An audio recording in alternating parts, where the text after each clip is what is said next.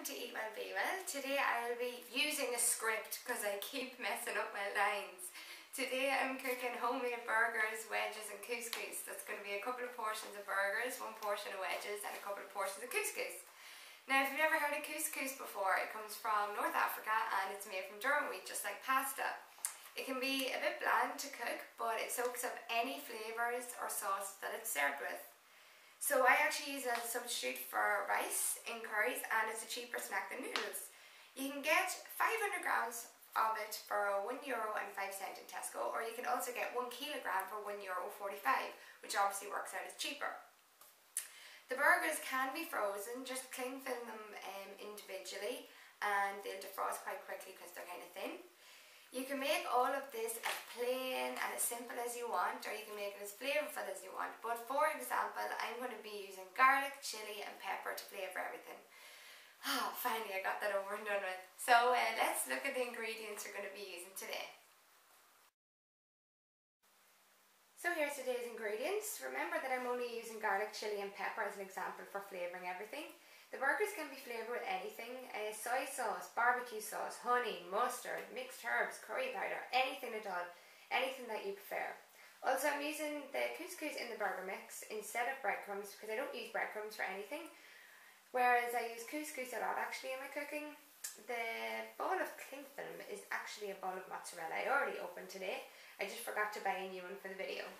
Preheat your oven to 200 degrees and chop your spuds into wedge-like shapes. Any shape really, as long as they look like wedges or chips. Parboil these for about 10 to 12 minutes. These make them fluffy after you roast them. So that process was called parboiling. So I've strained the spuds and I'm going to add them to my little pan, or my baking tray, sorry. You can add some olive oil over them. That'll just help them to roast a bit better, so add a good bit.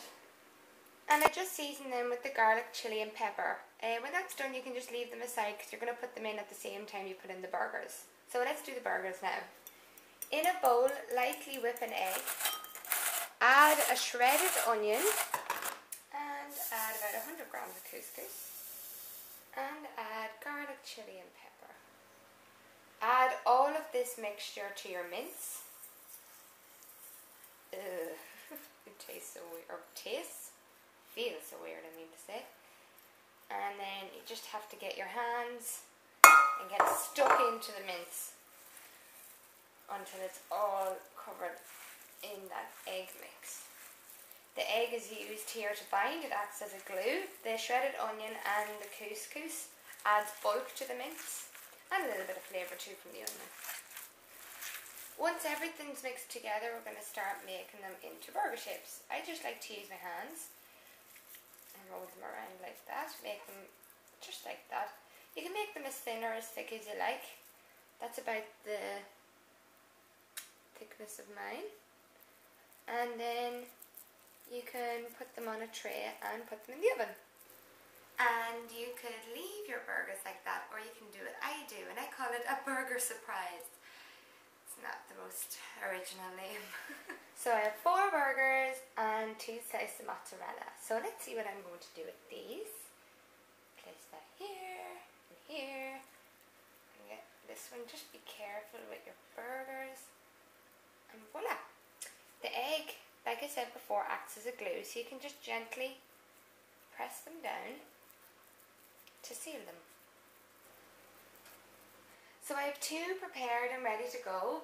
Like I said before, you can make your burgers as thin or as thick as you want, but the thinness and the thickness of them will change their cooking time. So if your burger is slightly thinner, it might take 15 minutes per side, but if they're thicker, it might take up to half an hour per side. So I'm going to check these burgers after about 25 minutes and see if they're done on the first side. Also, don't forget to put in your wedges with the burgers now as well.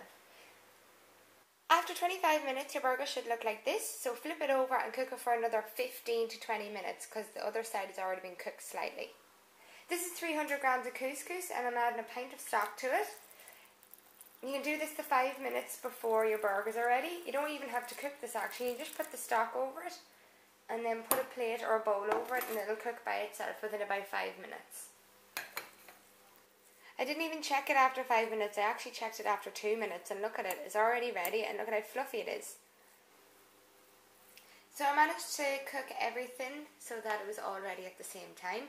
This mightn't be the most aesthetically pleasing meal, but it is really tasty. So there you have it. Burgers, wedges and couscous. So that's it for this week. Sorry if the video is a bit long. My camera wasn't cooperating with me fully. I haven't decided what I'm doing next week yet. I think it's either going to be a selection of soups or I'm going to do risotto because it'll have chicken in it, and I've been doing a lot of mince recipes. I have a heap of washing up to do. So until next week, eat well, be well and good luck.